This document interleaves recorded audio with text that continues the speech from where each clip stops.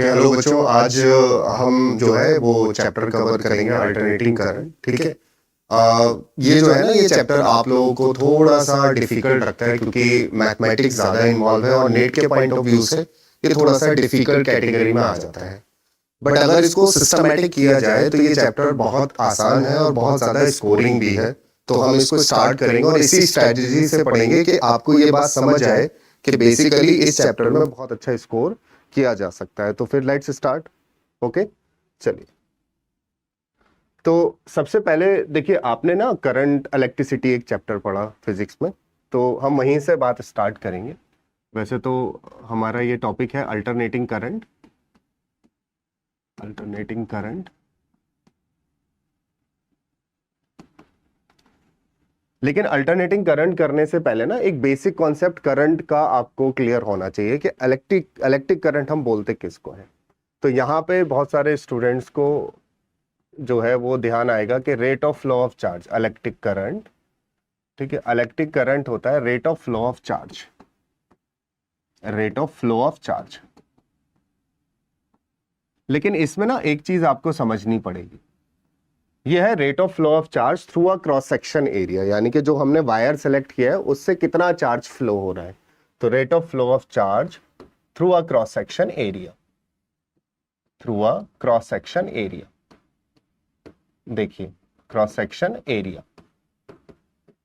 तो मान लीजिए मैं आपको समझाता हूं। देखिए, मैंने कहा कि एक हमने वायर ले लिया, ओके, और ये इसके एंड से ए एंड और बी एंड, यहां पे ये हमने इसका कोई क्रॉस सेक्शन एरिया कंसीडर किया। अब इसमें करंट फ्लो कराने के लिए हमें क्या लगाना पड़ेगा? एक बैटरी लगाना पड़ेगा, एक सेल लगाना पड़ेगा। अगर हम डीसी की बात करें, ओके, तो हमने ये यहाँ पे एक सेल लगा दिया। अब आप जानते हो ये हायर पोटेंशियल पे हो गया एंड, और ये वाला एंड जो है वो लोअर पोटेंशियल पे हो गया। अब जो इसके अंदर फ्री इलेक्ट्रॉन्स हैं बेसिकली, वो किधर से किधर मूव करेंगे? मान लीजिए ये फ्री इलेक्ट्रॉन है हमारे, ये मैं जो डॉट्स लगा रहा हूँ यहाँ पे, ये नजर आ रहे हैं आपको, ये जो है फ्री इलेक्ट्रॉन, ये पॉजिटिव एंड की तरफ अट्रैक्ट होना स्टार्ट होंगे। ये इलेक्ट्रॉन इधर जाएगा, इधर जाएगा, इधर जाएगा। तो यहाँ से ना कुछ चार्ज इस पर्टिकुलर क्रॉस सेक्शन एरिया से फ्लो होना स्टार्ट हो गया। इसी कॉन्सेप्ट को इलेक्ट्रिक करंट बोलते हैं। अब देखो, इसी वायर में अगर मैं ये पोलैरिटी बदल दूं तो फ्लो ऑफ इलेक्ट्रॉन का जो डायरेक्शन है वो चेंज हो जाएगा। अच्छा, यहाँ पे जो करंट का डायरेक्शन है वो conventional direction of current is opposite to the direction of flow of electron. Okay, अभी देखिए मैंने इस वायर पे क्या किया, इस वायर पे मैंने पोलैरिटी बदल दी। अभी देखिए ए और बी, ए को मैंने कर दिया इस तरीके से निगेटिव और बी को कर दिया positive. Now this end is higher potential and this end is lower potential.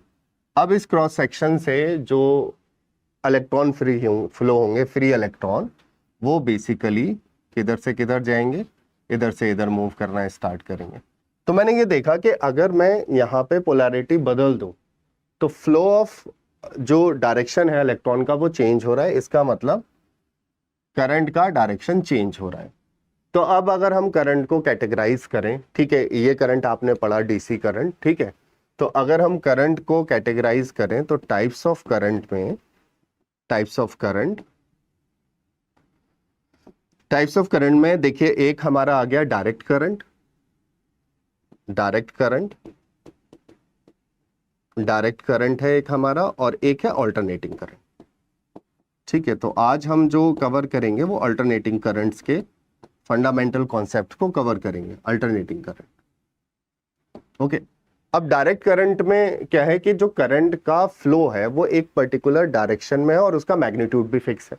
जैसे फॉर एग्जांपल, जैसे आपने किया कि ये रेजिस्टेंस है और ये हमने इसमें एक बैटरी लगा दी, सेल लगा दिया। ओके, रेजिस्टेंस हमारा 10 ओम का है और हमारा वोल्टेज जो है वो भी 10 वोल्ट है, और इसमें जो करंट फ्लो होगा वो बेसिकली 1 एम्पियर होगा।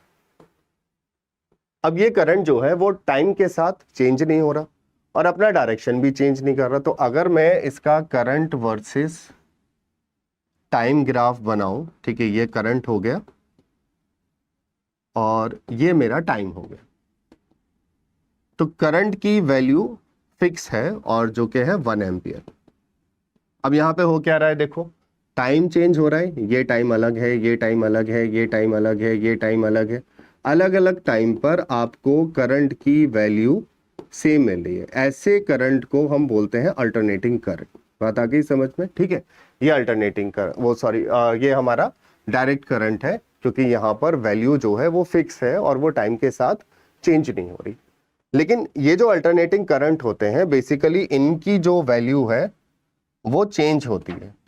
चलिए अब अल्टरनेटिंग करंट स्टार्ट करते हैं, नेक्स्ट स्लाइड पे चलते हैं। Alternating current,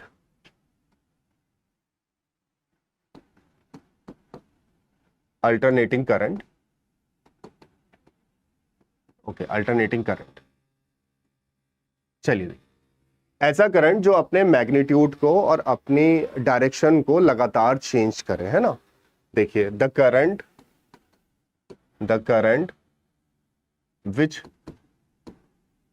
changes its magnitude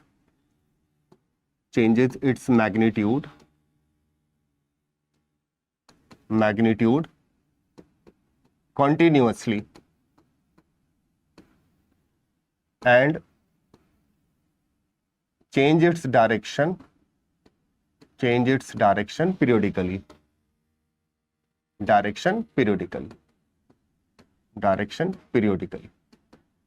तो ऐसा करंट जो अपने डायरेक्शन और अपने मैग्नीट्यूड को लगातार बदलता रहे, ऐसे करंट को हम क्या बोलते हैं? Alternating current. अब क्वेश्चन ये अराइज होता है कि भाई ये जनरेट कैसे होगा, उसको भी हम समझेंगे। तो पहले तो ऐसा करंट जो मैग्नीट्यूड में बदले और डायरेक्शन में बदले उसको हम अल्टरनेटिंग करंट कहते हैं। सोर्स ऑफ अल्टरनेटिंग करंट जो है, वो है generator. Source of alternating current है हमारे पास जनरेटर, ठीक है, जनरेटर से प्रोड्यूस करते हैं। तो इसका बेसिक समझते हैं और फिर हम देखते हैं कि अल्टरनेटिंग करंट का मैथमेटिकल इक्वेशन क्या होगा और उसको हम टाइम के साथ या हम ग्राफ में कैसे रिप्रेजेंट करेंगे। तो मान लीजिए अगर मैंने ये एक कॉइल ले ली, कंडक्टिंग कॉइल, ओके, ये this is a conducting coil, और इसमें हमने जो है वो इसको हम पर्टिकुलर एक्सिस के अबाउट रोटेट करा सकते हैं। मान लीजिए ये अल्टरनेटिंग, ये हमारी कॉइल हो गई, हम इसको घुमा सकते हैं। जो ओमेगा है वो है इसकी एंगुलर वेलोसिटी, ठीक है, किस स्पीड से ये घूम रहा है, ओके, एंगुलर फ्रीक्वेंसी भी हम बोल सकते हैं इसको, ठीक है, एंगुलर फ्रीक्वेंसी। अब हमने क्या किया कि इसका एक एरिया वेक्टर होगा और इसको हमने किसी एक पर्टिकुलर मैग्नेटिक फील्ड में प्लेस कर दिया। This is magnetic field lines, this is magnetic field lines B vector. अब यहाँ पे देखिए ये जो दो वेक्टर हैं इनके बीच में जो एंगल है वो है थीटा हमारे पास, और ये थीटा टाइम का फंक्शन है, theta is equal to omega t. अब ये फार्मूला कैसे आया? हमने देखा कि ओमेगा जो है वो थीटा बाई टी होता है या फिर D theta by d t होता है। तो उससे हमने ये फार्मूला लिखा कि ये जो थीटा है वो ओमेगा टी के बराबर हो जाएगा, इक्वल हो जाएगा, ओके। चलिए, तो ये हमारा हो गया theta is equal to omega t. अब हमने इसको घुमाना स्टार्ट किया, ये रोटेट करेगा। जब ये रोटेट करेगा तो इसके थ्रू जो है वो फ्लक्स चेंज होगा। तो अगर मैं बात करूं कि इसके थ्रू मैग्नेटिक फ्लक्स क्या होगा, तो magnetic flux phi is equal to B dot A, ये आपने EMI में पढ़ा है।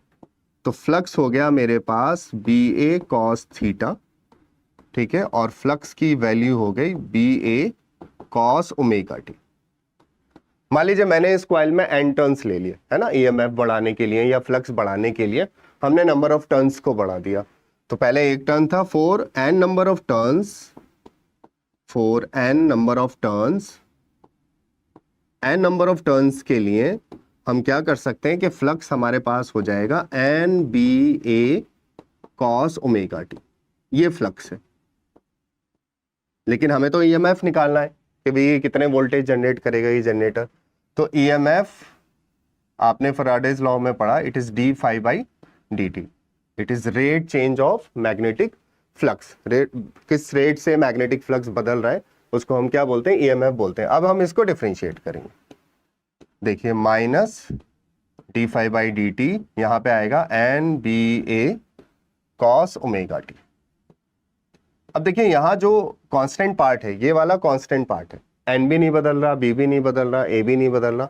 जो वेरिएशन आ रहा है वो इस एंगल में आ रहा है जिसकी वजह से इस कॉस की वैल्यू बदल रही है। तो टाइम के साथ तो सिर्फ ये वाला फैक्टर चेंज हो रहा है। तो EMF is equal to N B A, ठीक है, माइनस साइन यहाँ पे देखिए ऐसे एज इट इज है, ये डी टी है, ये कॉस ओमेगा टी है। अब यहाँ पे थोड़ा सा आपको डिफरेंशिएशन के रूल आने चाहिए।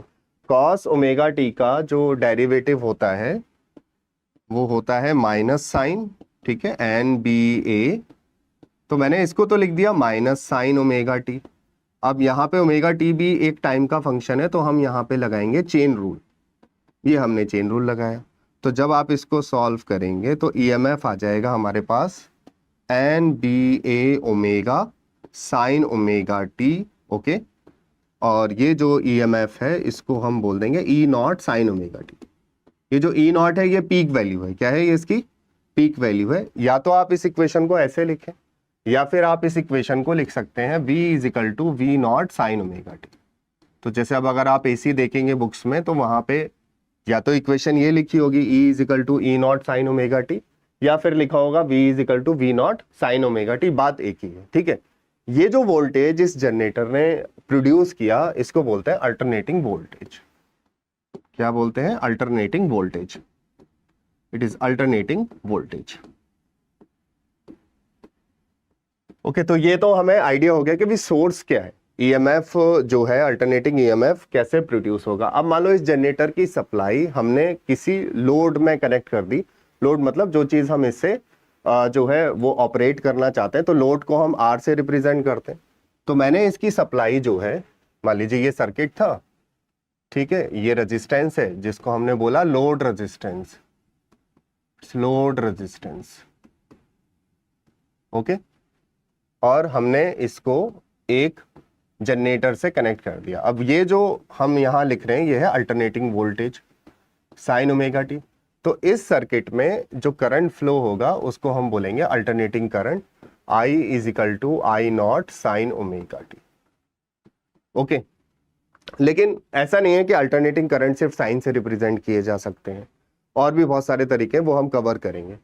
तो ये अल्टरनेटिंग करंट हमारा एक साइन फंक्शन बना अगर हमने वोल्टेज ये अप्लाई किया। तो देखिए अगर हम इसकी फंडामेंटल डेफिनेशन देखें अल्टरनेटिंग करंट की, तो हमने कहा ये आई है, ये टाइम है, और ये जो करंट है ये साइन से रिप्रेजेंट होगा।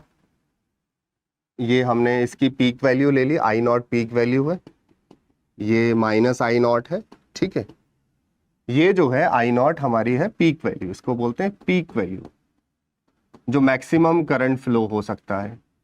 तो ये करंट अगर आप ध्यान से देखें, इस टाइम पे अलग है वैल्यू, इस टाइम पे अलग है वैल्यू, इस टाइम पे अलग है वैल्यू, इस टाइम पे अलग है, यहाँ पे डायरेक्शन बदल गया, अब निगेटिव हो गया करंट, है ना। तो ये करंट क्या कर रहा है, कंटिन्यूअसली जो है वो अपने डायरेक्शन और अपनी वैल्यू को बदल रहा है। ऐसी कैटेगरी के करंट को हम ऑल्टरनेटिंग करंट बोलते हैं, ठीक है। दो कंडीशन है, मैग्नीट्यूड लगातार चेंज होना चाहिए और डायरेक्शन भी लगातार इसका एक पर्टिकुलर टाइम पर बदलना चाहिए। एक साइकिल पॉजिटिव है और दूसरी साइकिल हमारी निगेटिव है, एक साइकिल पॉजिटिव हो गई, एक साइकिल हमारी निगेटिव हो गई।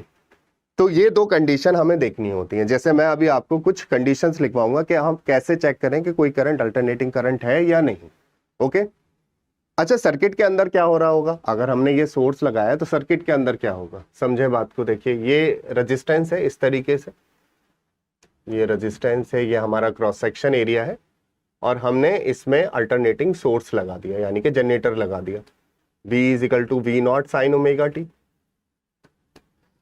अब होगा क्या कि एक एंड इसका पॉजिटिव हो जाएगा, एक एंड निगेटिव हो जाएगा, और ये इलेक्ट्रॉन इधर से इधर मूव करेंगे और आप बोलोगे करंट ऐसे मूव कर रहा है। कुछ टाइम बाद ये वाला एंड निगेटिव हो जाएगा, इस तरीके से ये निगेटिव हो गया। जब साइकिल बदल गई है तो ये निगेटिव हो गया, तो अगेन ये हमारा निगेटिव हो गया, ये पॉजिटिव हो गया, और इलेक्ट्रॉन हमारे इधर मूव होना स्टार्ट हो जाएंगे और करंट हमारा ये हो जाएगा।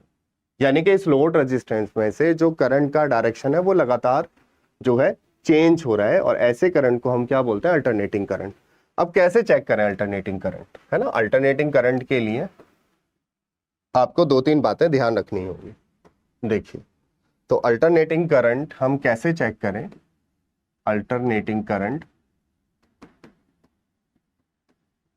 ये 4 पॉइंट हम चेक करेंगे। जैसे सबसे पहला, मैग्नीट्यूड लगातार बदलना चाहिए, तो मैग्नीट्यूड चेंजेस कंटिन्यूअसली, पहला point, magnitude changes continuously, changes continuously, ठीक है, मैग्नीट्यूड। डायरेक्शन पीरियडिकली चेंज हो, है ना, डायरेक्शन जो है, डायरेक्शन चेंजेस पीरियडिकली, ठीक है, डायरेक्शन पीरियड के साथ एक पर्टिकुलर टाइम पीरियड के बाद चेंज होना चाहिए, डायरेक्शन चेंजेस पीरियडिकली। अच्छा, एक पॉइंट बहुत इंपॉर्टेंट है, जो एम्पलीट्यूड है वो फिक्स रहना चाहिए। एम्पलीट्यूड क्या रहना चाहिए? फिक्स रहना चाहिए। Amplitude should be fix, amplitude should be fix, है ना, एम्पलीट्यूड का फिक्स होना जरूरी है, शुड बी फिक्स,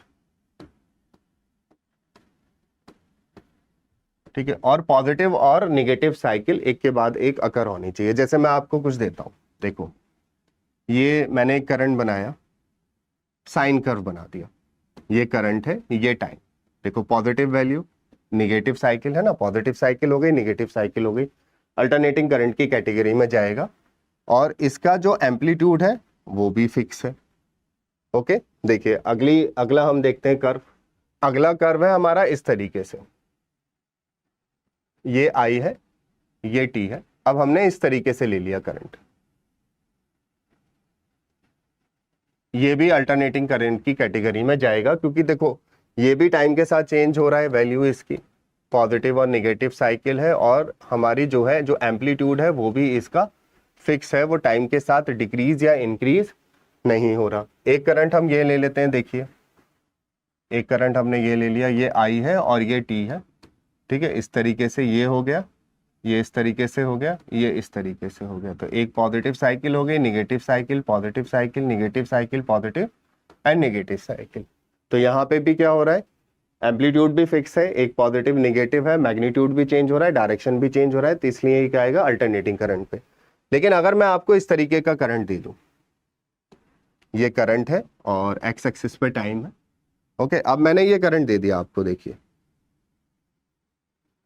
तो यहां पर पॉजिटिव और निगेटिव साइकिल है, पॉजिटिव निगेटिव साइकिल है, लेकिन एक कमी है। वो कमी क्या है कि यहाँ पे एम्पलीट्यूड इसका फिक्स नहीं है। देखिए यहाँ पे एम्पलीट्यूड पहले ज्यादा था, फिर ये और कम हो गया, फिर फर्दर कम हो गया, तो ये करंट जो है वो अल्टरनेटिंग करंट नहीं है, it is not an alternating current, ये अल्टरनेटिंग करंट नहीं है, ठीक है। ये अल्टरनेटिंग करंट है, ये अल्टरनेटिंग करंट की कैटेगरी में आएगा, okay, this is also alternating current. तो जो कंडीशन है वो सेटिस्फाई होनी चाहिए अल्टरनेटिंग करंट के लिए, तो this is also an alternating current. तो क्या है, तीन कंडीशन रिकॉल कर लेते हैं। एक तो मैग्नीट्यूड लगातार बदलना चाहिए, डायरेक्शन बदलना चाहिए, पॉजिटिव नेगेटिव साइकिल आनी चाहिए एक के बाद एक, और जो एम्पलीट्यूड है, जो मैक्सिमम वैल्यू है या जो पीक वैल्यू है, वो क्या रहनी चाहिए, फिक्स रहनी चाहिए। ऐसे करंट को हम अल्टरनेटिंग करंट बोलते हैं। आई होप अंडरस्टैंड बात आई आपके समझ में। अब आपको ये सारे करंट को नहीं कंसिडर करना, मोस्टली करंट हमें वो कंसीडर करना है जो हमारे जनरेटर ने प्रोड्यूस किया। तो हमारे जनरेटर ने जिस फॉर्मेट का वोल्टेज जनरेट किया वो था V naught sine omega T, और इससे जो हमारा करंट जनरेट हुआ वो हुआ I is equal to I naught sine omega T. ये एक तो सिचुएशन ये हो गई। दूसरी सिचुएशन हो गई कि हमारा वोल्टेज होता V naught cos omega T और हमारा करंट हो जाता I is equal I naught cos omega T, या इस केस में साइन भी हो सकता है, साइन और कॉस का कॉम्बिनेशन भी हो सकता है। तो मोस्ट ऑफ दी सिचुएशंस में आपको यही करंट से डील करना है, ठीक है। But you should have basic idea, क्योंकि एमसीक्यू में पूछा जा सकता है कि बहुत सारे वेव फॉर्म आपको दे दिए और आपसे पूछा कि इसमें से कौन सा अल्टरनेटिंग करंट है और कौन सा नहीं है, वो आपको आइडिया होना चाहिए। तीन कंडीशन क्या बताई, मैग्नीट्यूड लगातार चेंज होना चाहिए टाइम के साथ, डायरेक्शन चेंज होना चाहिए, पॉजिटिव और नेगेटिव साइकिल आनी चाहिए, और क्या है कि एम्पलीट्यूड फिक्स रहना चाहिए। अगर ये कंडीशन सेटिस्फाई हो रही हैं तो वो करंट अल्टरनेटिंग कैटेगरी में जाएगा, अदरवाइज नहीं जाएगा। अब बात करते हैं कि अल्टरनेटिंग करंट में बेसिकली आप एवरेज वैल्यू कैसे निकालें और IRMS, ये दो मेन टॉपिक हैं जिससे क्वेश्चंस बनते हैं। तो चलिए हम बात करेंगे एवरेज करंट की। एवरेज करंट, अब एवरेज करंट को समझने के लिए कुछ फंडामेंटल बात जो आपको मालूम होनी चाहिए वो ये है, वो मैं यहां पे लिख रहा हूं नोट। जो area of I versus time graph होता है, ठीक है, current versus time graph, current versus time graph, वो आपको देता है चार्ज। क्या देता है? चार्ज देता है। ये आपने डायरेक्ट करंट में प्रॉब्लम की है। जैसे मैं कुछ एग्जांपल लूंगा डायरेक्ट करंट का। अभी ये करंट है, ये टाइम है, और ये करंट किसी सर्किट में डीसी करंट फ्लो हो रहा है 5 एम्पियर, और मैंने कहा ये जो टाइम है ये 10 सेकेंड है, यहाँ पे 5 सेकेंड है, ये 0 है। तो मैं आपसे पूछूंगी कितना चार्ज फ्लो होगा सर्किट से या रेजिस्टेंस से। यहाँ पे ये रेजिस्टेंस बना लेते हैं, इसका सर्किट ये है। तो कर चार्ज, अब देखो आप ये जानते हो, यहां से हम इसको कर सकते हैं। देखिए आपने ये पढ़ा कि I is equal to d q by d t होता है, तो हम इसको लिख सकते हैं d q is equal to I d t. तो अब जब हम इसको इंटीग्रेट करेंगे, और इंटीग्रेट बेसिकली ज्योमेट्रिकली आपको क्या देता है? एरिया देता है। ये बात आप इसमें याद रखना, इससे ना काफी जो कॉम्प्लिकेटेड सिचुएशन है वो काफी इजी हो जाएंगी। कि आपने ये एक छोटी सी स्ट्रिप का एरिया निकाला और फिर इनको क्या किया? ऐड करते गए तो आपको एरिया मिल जाएगा। यानी कि एरिया जो है इस ग्राफ का आपको चार्ज देगा कि इस रेजिस्टेंस में से एक्चुअल में इतने टाइम में कितना चार्ज फ्लो हुआ होगा। तो जैसे अगर मैं यहाँ पे निकालूं चार्ज, तो करंट मेरा 5 है और टाइम जो है वो 10 है, तो ये 50 कूलम चार्ज फ्लो हो रहा होगा इस रेजिस्टेंस से या इस सर्किट से, पर्टिकुलरली 10 सेकेंड में। ओके, ये कॉन्सेप्ट सेम जो है वो हम ऑल्टरनेटिंग करंट में भी यूज करेंगे। जैसे अगर मैं आपको कहूं कि अल्टरनेटिंग करंट है, और हम केस 1 ले लेते हैं जब अल्टरनेटिंग करंट हमारा रिप्रेजेंट हो रहा है I is equal to I naught sine omega t से। ओके, और हम निकालना चाहते हैं फुल साइकिल के लिए। किसके लिए? फुल साइकिल के लिए। Average value for full cycle, average value of AC for full cycle, for full cycle. देखो ओके, ये हमने ग्राफ बनाया। देखो एक तो डायरेक्टली पता चल जाएगा, बाकी फिर मैथमेटिकली देखेंगे कैसे करते हैं। ओके, एक डायरेक्टली पता चल जाएगा हमें। हमने कहा कि हमने ये कर्व बना दिया इसका। ओके, ये वैल्यू हमारी I0 है, ये नीचे वाली वैल्यू माइनस I0 है। ये 0 टाइम है, ये टाइम T/4 है, ये टाइम T/2 है, ये टाइम आपका 3T/4 है, और ये हमारा कंप्लीट रोटेशन हो गया। अब ये टाइम मैंने कैसे लिखा?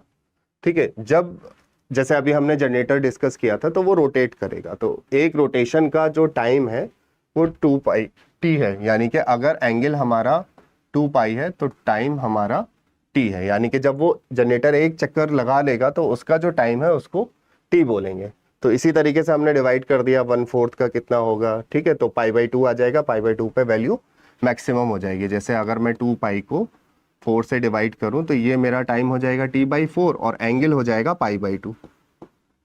ओके, और आप जानते हैं कि π/2 पे साइन की वैल्यू जो है वो मैक्सिमम होती है, दैट्स वाई मैंने ये पीक वाली वैल्यू ली। तो अब फुल साइकिल के लिए हम ये कैसे बताएं कि एवरेज वैल्यू क्या होगी? तो अगर हम ये कॉन्सेप्ट यूज करते हैं तो आंसर इमीडिएटली आ जाएगा। आप देखिए ये ऊपर वाला लूप और ये नीचे वाला जो लूप है, इसका एरिया पॉजिटिव होगा और इसका एरिया नेगेटिव होगा। नेट एरिया कंप्लीट साइकिल में 0 हो जाएगा, तो नेट चार्ज 0 फ्लो होगा। देखो अगर ऐसे भी समझे हम सर्किट बना के, तो हमने कहा कि ये सर्किट है और ये हमारा अल्टरनेटिंग सोर्स है। यहाँ पे V is equal to V0 sine omega t. तो कुछ टाइम इसमें करंट इस तरीके से फ्लो होगा, यानी कि चार्ज इधर आएगा, पॉजिटिव चार्ज इधर फ्लो होगा, फिर ऐसे फ्लो होगा। तो नेट चार्ज इस क्रॉस सेक्शन से एक कंप्लीट साइकिल में 0 फ्लो होगा। जैसे मैं आपको एग्जांपल देता हूं, इंडिया में जो AC सप्लाई होता है, इंडिया में AC सप्लाई होता है, उसकी जो फ्रीक्वेंसी होती है वो होती है 50 हर्ट्स, और जो उसका वोल्टेज है 220 वोल्ट, इसको आरएमएस वोल्टेज बोलते हैं, ये हम डिस्कस करेंगे आरएमएस वोल्टेज। तो ये 50 हर्ट्स है। अब 50 हर्ट्स का मतलब एक सेकेंड में कितनी साइकिल कंप्लीट हो रही है? 50, यानी कि हम इसको लिख सकते हैं 50 साइकिल्स पर सेकेंड। तो अगर मैं पूछूं एक साइकिल का टाइम कितना होगा, तो एक साइकिल का टाइम जो है वो 1/50 सेकेंड है। यानी कि जो जनरेटर ये एसी प्रोड्यूस कर रहा है पावर स्टेशन में, बेसिकली वो अपने 50 रोटेशन एक सेकेंड में कंप्लीट कर रहा है। तो ये जो एक साइकिल है इसका जो टाइम पीरियड है वो है 1/50 सेकेंड। ओके, और ये जो एसी का डायरेक्शन चेंज हो रहा है वो आफ्टर एवरी 1/100 सेकेंड, आधा कर दिया हमने टाइम T/2। ओके, बात आ रही है समझ में? तो जो जनरेटर ये एसी प्रोड्यूस कर रहा है पावर स्टेशन में, बेसिकली उसका जो कॉइल है वो कितने बार रोटेट हो रहा है? 50 टाइम्स रोटेट हो रहा है। तो हमने एक साइकिल का टाइम निकाला, फिर हमने ये देखा कि ये टाइम, ये साइकिल अपना डायरेक्शन कब चेंज कर रही है? After 1/100 second. ठीक है, ये चेंज करती चली जाएगी। तो इसी तरीके से मैंने यहाँ पे लिख दिया, ये 0 हो गया, ये T/2, ये कंप्लीट टाइम T/2, और इसका जो आधी वैल्यू है हाफ जो है वो T/4 हो गई। ओके, अब ये तो हमें पता चल गया कि इसकी एवरेज वैल्यू फुल साइकिल के लिए 0 होगी, यानी कि कंप्लीट साइकिल में जब ये पूरी कंप्लीट साइकिल हो जाएगी तो ये जो क्रॉस सेक्शन आपको दिख रहा है, इससे जितना चार्ज इधर आएगा उतना ही चार्ज इधर चला जाएगा। नेट चार्ज इस क्रॉस सेक्शन एरिया से क्या हो जाएगा? 0 हो जाएगा। ओके, अब इसको मैथमेटिकली कैसे करें, है ना? लॉजिकली तो समझ आ गया, मैथमेटिकली कैसे कर सकते हैं? देखिए मैथमेटिकली करते हैं इसको। तो average value of AC for full cycle, average value of AC for full cycle,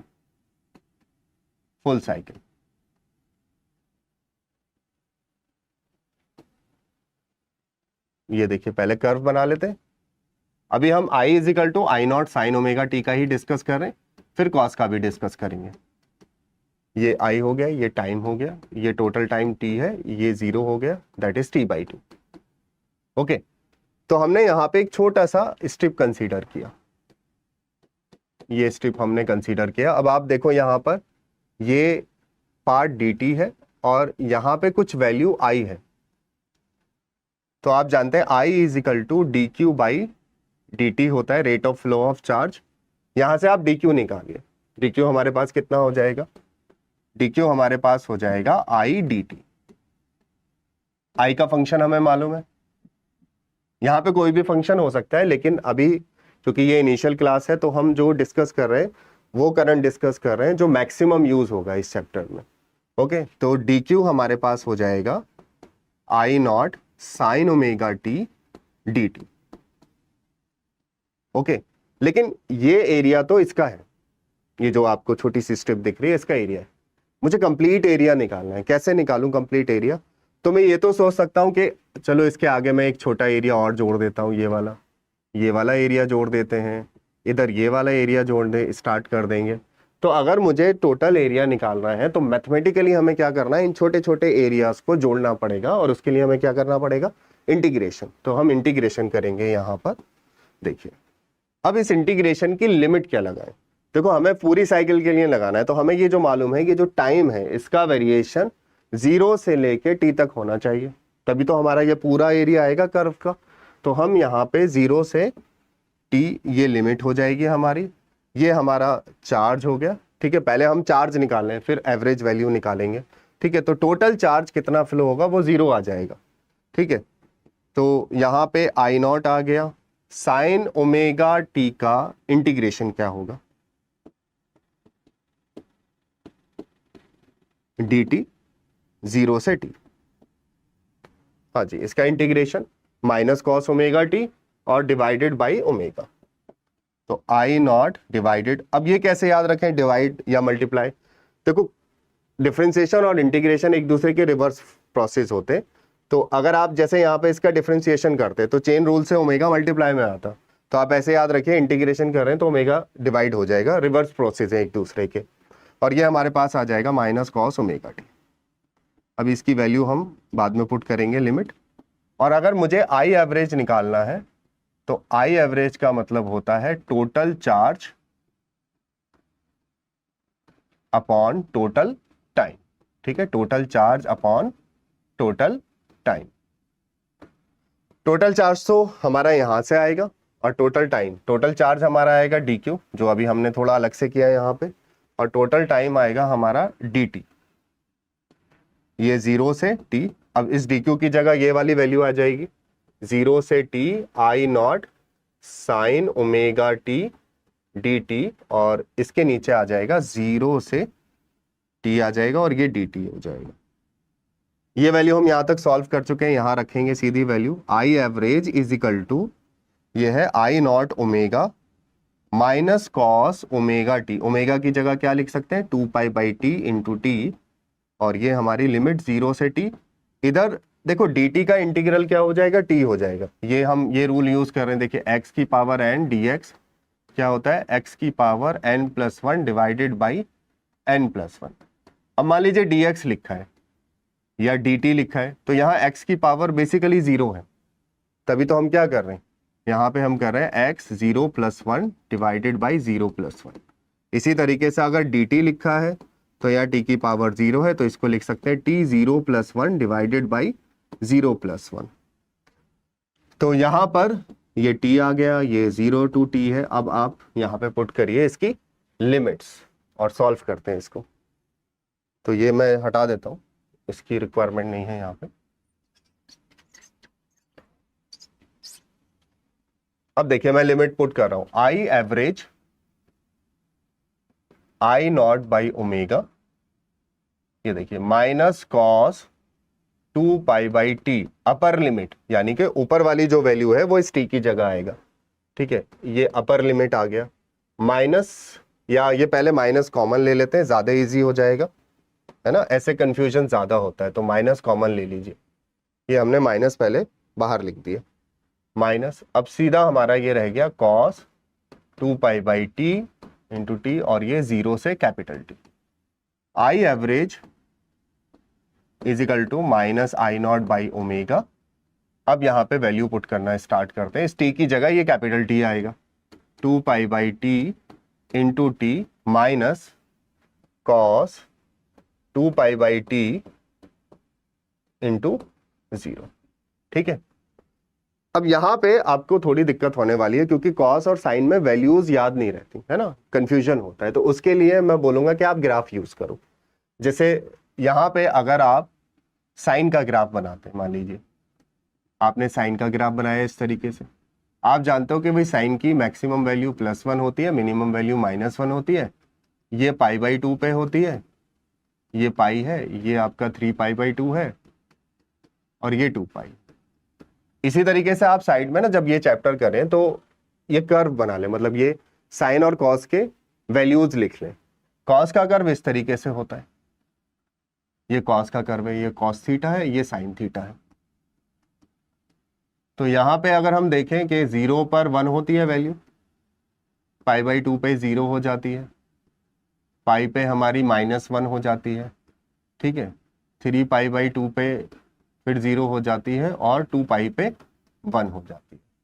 तो हमें यहाँ पे किसकी वैल्यू चाहिए, देखिए t से तो t कैंसिल हो गया, तो एक तो हमें 2π की वैल्यू चाहिए, ये 2π की वैल्यू चाहिए, और एक हमें 0 की वैल्यू चाहिए, ये 0 हो जाएगा हमारा। तो यहाँ पे अगर आप आई एवरेज निकालेंगे मैथमेटिकली, आपका आई एवरेज 0 ही आने वाला है। नीचे टाइम है हमारे पास, ये t -0 हमने लिमिट पुट कर दी, तो minus I naught by omega into 0 divided by t, and it will become 0। I average 0 आ गया कंप्लीट साइकिल के लिए। लेकिन जो डेरिवेशन इसका इंपॉर्टेंट है, या जो कॉन्सेप्ट इंपॉर्टेंट है पूछने वाला, वो है आई एवरेज फॉर हाफ साइकिल, यानी कि इस आधी साइकिल के लिए आई एवरेज क्या होगा। तो अगेन अब अगर हम विजुअलाइज करें, हम ग्राफ को देखें, तो ये बात तो श्योर है कि वो आई एवरेज 0 नहीं होगा, क्योंकि ये जो एरिया है वो 0 नहीं है। इस एरिया के साथ ये वाला एरिया मिल गया तो 0 हो गया, तो इसलिए हमारा आई एवरेज कंप्लीट साइकिल के लिए क्या आ गया, 0 आ गया। लेकिन हाफ साइकिल के लिए नहीं होगा, वो हम कैलकुलेट करते हैं। देखिए I average for half cycle, I average for half cycle, half cycle के लिए कितना होगा, हाफ साइकिल अगेन अभी हम जो करंट ले रहे हैं वो साइन फंक्शन वाला ले रहे हैं, आई नॉट साइन ओमेगा टी। तो विजुअलाइजेशन तो इसको समझ आ रहा है कि जीरो नहीं आना है आंसर, है ना। इसको देखेंगे तो ये जो एरिया है ये जीरो नहीं हो सकता, half cycle t/2, this is t/4, this is 3t/4 and complete cycle t, ये पीक वैल्यू आई नॉट। इसको कैसे निकालें, तो जो हमने पिछला डेरिवेशन किया ना उसी में बस लिमिट चेंज करनी है। भाई हमने क्या किया था, पूरी साइकिल के लिए था। अभी आप लॉजिकली सोचो कि हम 0 से t/2 निकाल लेते हैं, तरीका तो वही है। तो आई एवरेज अगर हम निकालेंगे तो आई एवरेज का मतलब क्या है, टोटल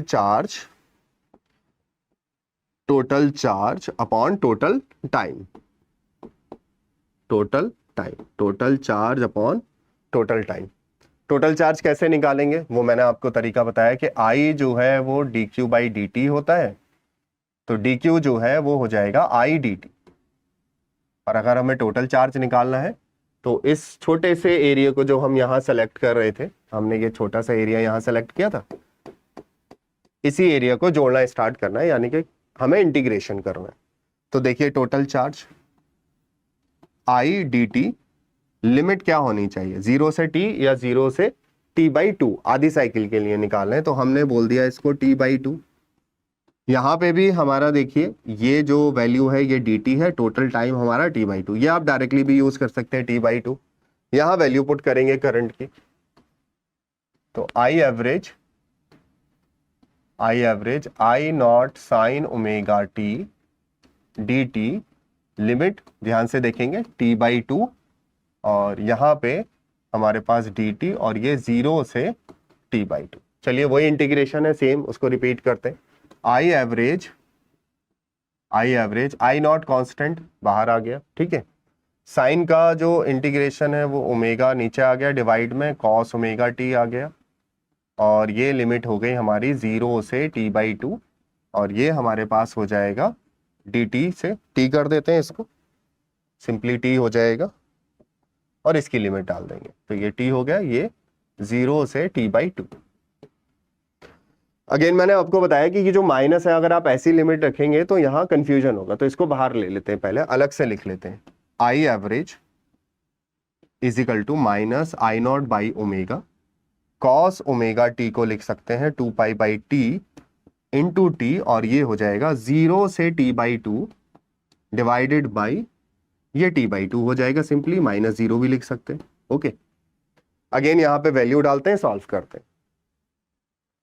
देखिए I average for half cycle minus I naught by omega, देखिए t की जगह ये t/2 आएगा यहां पे, तो cos 2π multiply by t/2 minus cos 2π upon में t, और यहां पे 0 आ जाएगा, अपॉन में ये t/2 आ जाएगा। I average is equal to I naught by omega. अब देखिए इसको, ये आपका कैंसिल हो जाएगा, ये t है 2t, t/2 आएगा यहाँ पे और एक की t है, तो t से t कैंसिल हो जाएगा, ये आ जाएगा cos π माइनस cos 0। अगेन यहाँ वैल्यू में दिक्कत होगी तो आप अगेन cos का कर्व का सहारा लेंगे, आप अलग से आपने पहले ही बना रखी होगी तो आप ये बना देंगे cos का कर्व, और आप यहाँ देखेंगे कि अगर cos थीटा होता है तो 0 पर वैल्यू 1 होती है, π/2 पे 90 पे, फिर पाई पे -1 हो जाती है, फिर हमारी 3π/2 पे 0 हो जाती है, और ये हो जाती है। तो अगर आप यहाँ वैल्यू देखें तो एक तो मुझे 0 की वैल्यू चाहिए और एक पाई की वैल्यू चाहिए। ओके, तो यहाँ पे हम वैल्यू अगर पुट करेंगे तो आई एवरेज ये आएगा minus I naught by omega, ये वैल्यू -1, ये -1, और ये t/2। इसको सिंप्लीफाई करते हैं। आई एवरेज, ठीक है, माइनस माइनस ये वाला माइनस प्लस हो जाएगा, ठीक है, ये हो जाएगा 2i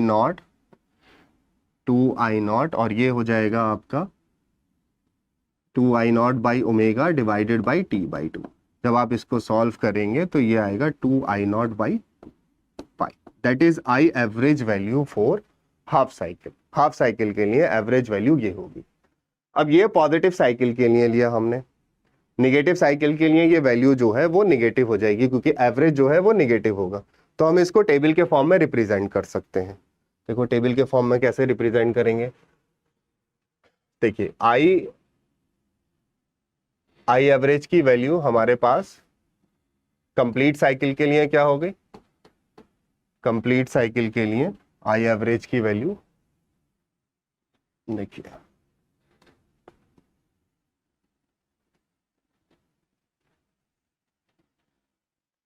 ठीक है। तो कंप्लीट साइकिल के लिए जो आई एवरेज है वो 0 है। पॉजिटिव हाफ साइकिल के लिए हमारे पास जो वैल्यू है वो है 2i0 बाई पाई, और निगेटिव हाफ साइकिल के लिए हमारे पास वैल्यू है, निगेटिव हाफ साइकिल के लिए हमारे पास जो वैल्यू है वो है -2i0 बाई पाई। ये जो एवरेज वैल्यूज हैं ये साइन के लिए हैं, लेकिन जो अल्टरनेटिंग करंट है वो बेसिकली साइन के फॉर्मेट में भी हो सकता है और कॉस के फॉर्मेट में भी हो सकता है। अब कॉस के फॉर्मेट में क्या आएगा, क्या हाफ साइकिल के लिए एवरेज वैल्यू यही आएगी, वो चेक करेंगे। तो नेक्स्ट हेडिंग हमारी बनेगी आई average for half cycle for cos current. जब हम अल्टरनेटिंग करंट को किससे रिप्रेजेंट कर रहे हैं, कॉस से रिप्रेजेंट कर रहे हैं। तो इस टेबल को हम हटा देते हैं यहाँ से, और हाफ साइकिल हम कैलकुलेट करते हैं कॉस के लिए। तो केस 2 हमारे पास हो जाएगा, केस टू हमारे पास है, करंट हमारा है I = I0 cos omega t. अब देखो ये चेक करना जरूरी है क्योंकि यहाँ ना आंसर थोड़ा अलग आएगा। एग्जामिनर आपको ऑप्शन में दे देगा कि कॉस के लिए भी क्या 2i0 बाई पाई होगा एवरेज वैल्यू हाफ साइकिल के लिए, लेकिन आंसर यहाँ पे 0 आएगा, ये नहीं आएगा। तो सबसे पहले तो ये देखिए, कॉस कर्व अगर हम बनाते हैं, करंट को कॉस के फॉर्मेट में बनाते हैं, तो ये I0 है हमारे पास, ये करंट है, ये टाइम हो गया 0 हो गया, ये 1/4, ये हाफ टाइम हो गया, ये 3t/4 हो जाएगा, और ये हमारे पास टाइम t हो जाएगा। तो अगर मैं पूछूं आपसे कि एवरेज वैल्यू क्या होगी, अब एवरेज वैल्यू कैसे डिफाइन कर रहे हैं कि भाई टोटल चार्ज कितना फ्लो हो रहा है हाफ साइकिल में। तो अगर आप ध्यान से देखो, ये वाला एरिया पॉजिटिव और ये वाला एरिया निगेटिव, तो नेट एरिया कितना बन रहा है, 0 बन रहा है। नेट एरिया कितना हो रहा है, 0 हो रहा है बेसिकली। तो अगर मैं इसमें हाफ साइकिल के लिए एवरेज वैल्यू निकालूंगा तो वो 0 आएगी। अगेन इसको मैथमेटिकली चेक करते हैं।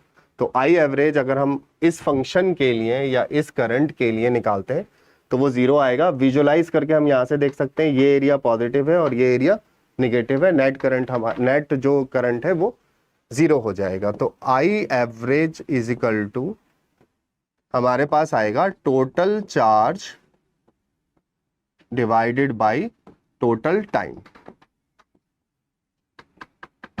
अच्छा, क्वेश्चन आएगा यहीं से कंपटीशन एग्जाम में, क्योंकि ये तो सबको याद है 2i0 बाई, सभी स्टूडेंट पढ़कर आ रहे हैं।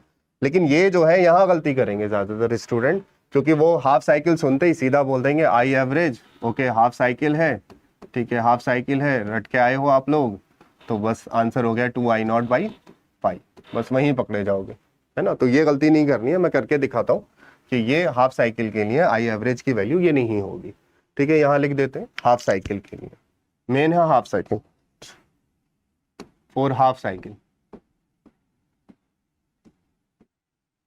हाफ साइकिल के लिए। चलिए यहां से कैलकुलेट करते हैं। मेरे पास है वही, अगेन जैसे मैंने आपको बताया कि I = dq/dt होता है, तो हमें जो है वो चार्ज चाहिए, तो I dt कर लेते हैं। यहाँ पे देखिए, तो ये dq टोटल चार्ज और कितने टाइम के लिए, t/2 के लिए। इसी तरीके से ये dt और ये कितने टाइम के लिए, 0 से t/2 के लिए। हाफ साइकिल, फुल साइकिल के लिए तो देखो ये भी 0 आएगा। फुल साइकिल के लिए देखना चाहते हो तो देखो ये वाला एरिया 0 हो गया, इधर अब ये वाला एरिया बना लो तो ये वाला एरिया भी 0 हो गया। एक निगेटिव एरिया है नीचे वाला, एक पॉजिटिव एरिया है, तो नेट एरिया जो है वो 0 हो गया। तो फुल साइकिल के लिए तो जो एवरेज वैल्यू है करंट की वो यहाँ भी 0 होगी, लेकिन कंसर्न है हाफ साइकिल, है ना, और क्वेश्चन हाफ साइकिल से ज्यादा पूछे जाएंगे। यहाँ पे हम वैल्यू पुट करते हैं और इसको इंटीग्रेट करना स्टार्ट करते इंटीग्रेट करते हैं। तो आई एवरेज यहाँ पे हम लिखेंगे I average is equal to integration of I naught, और ये है कॉस फंक्शन है, ये ध्यान देना है, कॉस ओमेगा टी 0 से t/2 divided by d T, और ये हो जाएगा 0 से t/2। ओके, क्लियर है यहाँ तक बात? अगेन जो कांस्टेंट है वो बाहर चला जाएगा, ये चीज कांस्टेंट नहीं है बिल्कुल, क्योंकि यहाँ टाइम लगातार बदल रहा है तो कॉस की वैल्यू भी चेंज हो रही होगी, क्योंकि टाइम बदलने से एंगल चेंज हो रहा है। तो यहाँ पे ये लगातार चेंज हो रहा है, तो इसका हम इंटीग्रेशन करेंगे। I average is equal to I naught हमारे पास बाहर आ जाएगा, ये 0 से t/2 cos omega t, cos का इंटीग्रेशन जो है वो साइन होगा पॉजिटिव, ये t हो जाएगा, ये 0 से t/2 हो जाएगा हमारा। आई एवरेज यहाँ पे आ जाएगा हमारे पास, देखो आई नॉट ऐसी है, मैंने ऐसे लिख दिया, मैंने बताया कि एक दूसरे के रिवर्स प्रोसेस है डिफरेंशिएशन इंटीग्रेशन, तो अगर शायद ओमेगा टी का आप डेरिवेटिव करते तो ओमेगा मल्टीप्लाई में आता, इंटीग्रेशन कर रहे हैं तो डिवीजन में आ जाएगा, तो ओमेगा नीचे आ गया। ओके, ये हो जाएगा आपका साइन ओमेगा टी, ये वैल्यू हो जाएगी 0 से t/2, और ये वैल्यू हो जाएगी t/2 माइनस 0। ओके, चलिए आगे फर्दर सॉल्व करते हैं। I average is equal to I naught by omega. अब देखिए यहाँ पे साइन 2π/t, ओमेगा 2π/t होता है, ये t है, और ये हमारे पास लिमिट है 0 से t/2, यहाँ पे t/2 एज इट इज आ जाएगा। I average is equal to I naught by omega. अब देखो ये जो t/, की वैल्यू है यहाँ t पे आएगी, क्योंकि ये वेरिएबल है, तो इसको ये वैल्यू देनी है, यहाँ पे ये वैल्यू आ जाएगी हमारे पास sine 2π/t multiply by t/2 minus sine 2π/t into 0 and whole divided by t/2। इसको देखिए, I average is equal to I naught by omega, ये देखो t से t कैंसिल हो गया, 2 से 2 cancel, sine pi minus sine 0 and it is divided by t/2। Again इसकी value में अगर कंफ्यूजन है तो कर्व बना लो साइन की, है ना, सब कुछ विजुअलाइज करके करना है इस चैप्टर में। ये साइन की कर्व है, ठीक है, 0 पर वैल्यू 0 होती है, π/2 पे +1 वैल्यू होती है। ओके, यहाँ पे पाई के लिए 0 हो जाती है, फिर 3π/2 के लिए ये अगेन -1 हो जाती है वैल्यू, यहाँ पे -1, और फिर ये 0। तो आप देखो यहाँ पे क्या आना चाहिए, पाई है, ठीक है, 0 है, 0 है तो 0 है, इसका मतलब आई एवरेज जो है वो आ गया आई नॉट बाई ओमेगा, और ये multiply by 0 divided by t/2 and it will become 0। तो ये तो हमने पहले ही बता दिया था। तो अब अगर आप इतना देखो तो ये एरिया कितना हो रहा है, 0 हो रहा है, तो नेट चार्ज रेजिस्टेंस के थ्रू या सर्किट के थ्रू 0 फ्लो हो रहा है, तो इसकी हाफ साइकिल के लिए जो आई एवरेज वैल्यू है वो 0 है। अगर कॉस फंक्शन दे देता है, आपको साइन देता है, तो 2i0/π हो जाता है। चलिए क्वेश्चन करते हैं इस पे। नेक्स्ट, मान लीजिए अगर यही वैल्यू मैं निकालता हूं, इसके लिए मैंने आपको क्वेश्चन दे दिया, I is equal to I naught cos omega T, ये करंट है, ठीक है। अब हमने ग्राफिकली ये तो देखा कि इस आधी साइकिल के लिए आई एवरेज 0 हो रहा है हमारा, I है, ये t है, ये कॉस का कर्व है, ये total time t/4, t/2 and 3t/4, तो इसके लिए तो 0 हो रहा है। लेकिन मैं आपसे पूछ लूं, मुझे इन दो टाइम के बीच में एवरेज वैल्यू निकाल के दिखाओ, यानी कि मैंने बोल दिया t/4 से लेके 3t/4 तक की एवरेज वैल्यू क्या होगी करंट की, वो निकालना है ना। तो मैं लिख देता हूं, find the value of I average for t1 is equal to t/4 से लेके t2 3t/4। अगेन देखो विजुअलाइजेशन से यहां आंसर बहुत जल्दी आ जाएगा। आपने देखा ये कर्व तो साइन में भी होती थी ऐसी, भाई अगर आप साइन ग्राफ बनाए, जब साइन लेते तो एक कर्व ऐसे होता था, एक कर्व ये होता था, तो इसके लिए आप जो एवरेज वैल्यू लिखते थे वो लिखते थे +2i0/π। इसके लिए आप जो वैल्यू लिखोगे वो -2i0/π। तो अगर आप ऐसे लिंक करेंगे विजुअलाइजेशन के थ्रू तो आप इसके लिए भी डायरेक्ट आंसर बता सकते हो, बोले ये तो जो है वो 2i0/π हो जाएगा, सिंपली कैलकुलेट भी करने की जरूरत नहीं है। लेकिन हाँ, एक बार क्योंकि पढ़ना है तो कैलकुलेट करना जरूरी है, तो इसको कैलकुलेट करते हैं, देखिए ये आंसर आता है या नहीं। अगेन वही स्टेप हम फॉलो करेंगे। I average is equal to integration of dq और इंटीग्रेशन ऑफ dt, लेकिन अभी जो लिमिट है वो रेंज बदल जाएगी। अभी जो लोअर लिमिट है वो t/4 हो जाएगा, जो आखिरी वाली लिमिट है अपर लिमिट वो 3t/4 हो जाएगा। तो यहाँ पे लिमिट t/4 और 3t/4, यहाँ पे t/4 और यहाँ पे 3t/4 हो जाएंगी लिमिट। वैल्यू डालना स्टार्ट करते हैं। आई एवरेज, अगेन वही total charge upon total time, ठीक है, ये आई डी टी होता है, इसकी वैल्यू हम डाल देते हैं आई डी टी, ये डी टी है। लिमिट को थोड़ा सा ध्यान से देखेंगे, t/4 है, ये 3t/4 है, यहाँ पर भी t/4 है और ये भी 3t/4 है। ओके, आगे बढ़ते हैं। देखो I average is equal to, I की वैल्यू हमारा कैसा फंक्शन है, कॉस फंक्शन है यहाँ पर, तो ये हो जाएगा I0 cos omega T D T, limit t/4 से लेके 3t/4, ये लिमिट हो गया। नीचे इंटीग्रेशन ऑफ dt, ये लिमिट हो जाएगा t/4 से लेके 3t/4। ओके, कांस्टेंट क्या है, I0 कांस्टेंट है, बाहर चला जाएगा। ये वाली वैल्यू टाइम के साथ चेंज हो रही है तो पूरा फंक्शन ये चेंज हो रहा है, तो ये इंटीग्रेशन से बाहर नहीं जा सकता, इसका हमें इंटीग्रेशन करना पड़ेगा। ओमेगा टी, मान लो अगर डिफरेंशिएशन कर रहे होते तो ओमेगा मल्टीप्लाई में आता, इंटीग्रेशन कर रहे हैं तो ओमेगा डिवीजन में आएगा, एक दूसरे का रिवर्स प्रोसेस है। तो I average is equal to I0/ओमेगा और इसका इंटीग्रल होगा साइन ओमेगा टी, लिमिट हो जाएगी t/4 से लेके 3t/4। ओके, अच्छा यहाँ भी देख लो, यहाँ सीधा कर दो, ये t हो गया, ये t/4 है, ये 3t/4 है। ठीक है, इसको आगे कंटिन्यू करते हैं। I average is equal to I0/ओमेगा।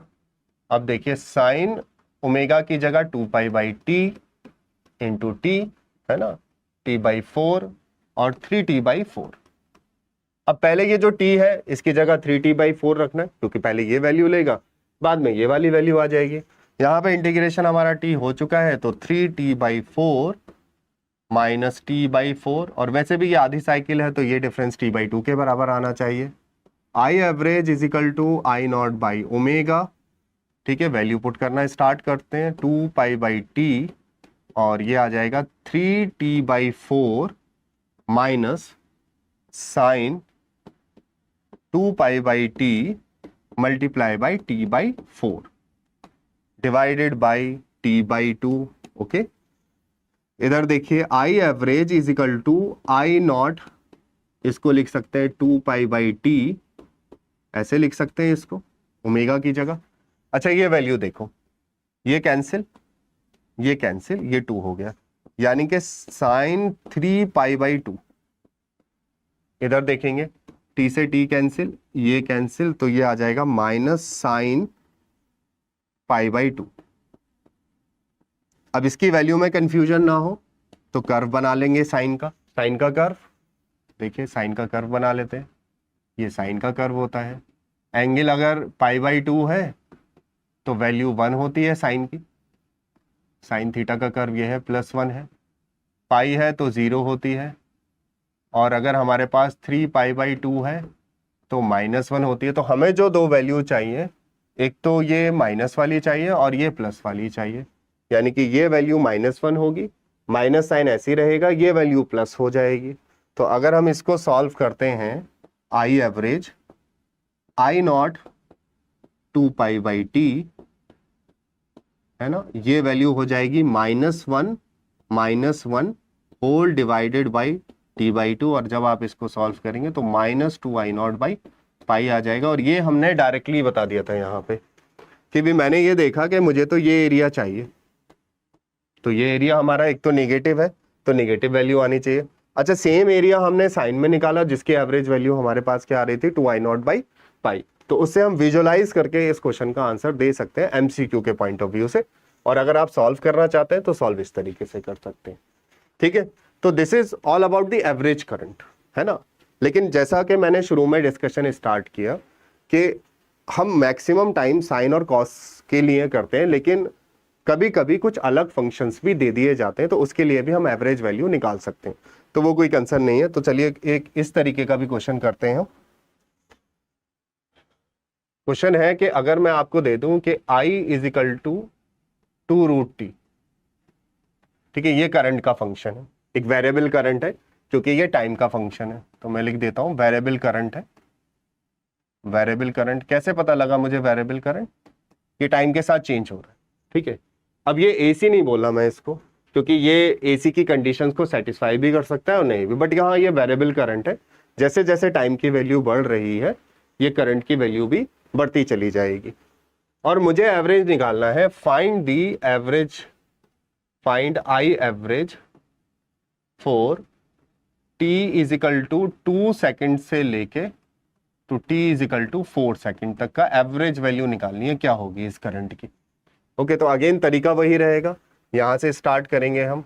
i हमारे पास एक फंक्शन दे रखा है 2√t, इसको लिख सकते हैं dq बाई dt, ये हो जाएगा 2√t इंटू dt। dq हमारे पास कितना हो जाएगा, ये हो जाएगा 2√t, ये तो ऑलरेडी हमने यहाँ लिख लिया तो इसको हटा देते हैं हम। ओके, ये dt हमने ऑलरेडी इधर लिख लिया है, तो ये dq आ जाएगा हमारे पास। आई एवरेज का फंक्शन देखिए, फार्मूला टोटल चार्ज कितना फ्लो हो रहा है डिवाइडेड बाय टोटल टाइम, ठीक है, total charge upon total time. अब देखिए I average is equal to, ये हम इसको इंटीग्रेट करना स्टार्ट करेंगे 2√t dt, और इधर टोटल टाइम निकालने के लिए dt। अब हमारी जो लिमिट है वो 2 से लेके 4 तक है, ये 2 लोअर लिमिट है, 4 हमारी अपर लिमिट है, ये 2 लोअर लिमिट है, 4 हमारी लोअर लिमिट है। अब ये इंटीग्रेशन बहुत इजी है, ये हमने रूल पढ़ा कि x की पावर n dx, तो ये हो जाता है xn+1 divided by n+1। Okay, अब यहां से स्टार्ट करते हैं। जो चीज कांस्टेंट है वो इंटीग्रेशन से बाहर, 2 की वैल्यू चेंज नहीं होगी, 2 बाहर चला जाएगा, तो I average is equal to 2 integration of √t dt, और लिमिट हो जाएगी हमारी 2 से 4। इसी तरीके से यहाँ पर dt हो जाएगा और ये लिमिट 2 से 4 हो जाएगी। अच्छा, ये जो t इंटीग्रेशन में लिखा हुआ है ये बेसिकली √t है, dt है, तो आप इसको सिंपली ऐसे लिख सकते हैं t की पावर हाफ dt, इसका इंटीग्रेशन करेंगे। I average is equal to 2, अब देखिए t की power 1/2 plus 1 divided by 1/2 plus 1, और ये लिमिट आ जाएगी हमारी 2 से 4 डिवाइडेड बाई, ये t हो जाएगा और ये लिमिट है 2 से 4। इसको फर्दर सिंप्लीफाई करते हैं, चलिए सिंप्लीफाई करेंगे। I average is equal to 2, ये t की पावर 3/2 डिवाइडेड बाई 3/2, लिमिट हमारे पास 2 से 4 है। अब यहाँ पे हम सिंपली लिमिट पुट करेंगे 4 - 2, और ये आई एवरेज हमारे पास हो जाएगा 2, तो देखिए यहाँ पर है, ये 3/2 बाहर ले लेते, ये हो जाएगा 3 की पावर 2, और ये 2 से 4 हो जाएगा हमारे पास, और यहाँ पे 2 हो जाएगा। इसको सिंप्लीफाई करना स्टार्ट करते। I average is equal to, ये हो जाएगा 4/3, और यहाँ पे हो जाएगा 4 की पावर 3/2 माइनस 2 की पावर 3/2 होल डिवाइडेड बाई 2 हो गया, ये कैंसिल हो गया, ये 2 हो जाएगा। आई एवरेज हमारे पास हो जाएगा 2/3, और ये हो जाएगा 2 का स्क्वायर और इसकी पावर 3/2 और माइनस 2 की पावर 3/2। इसको फर्दर और सिंप्लीफाई करते हैं, आपको आई एवरेज की वैल्यू पता चल जाएगी। तो ओवरऑल हमने ये सीखा कि साइन और कॉस फंक्शन जनरल है, लेकिन बेसिकली फंक्शन कुछ भी बना के दिया जा सकता है। जो कॉमन अप्रोच है वो इंटीग्रेशन की है और visualisation with the help of graph है। ग्राफ से आप जल्दी आंसर बता पाएंगे, मैथमेटिकली आपको थोड़ा टाइम लगेगा। नेक्स्ट टॉपिक अब हम जो स्विच करेंगे वो हम स्विच करेंगे IRMS। Thank you for listening.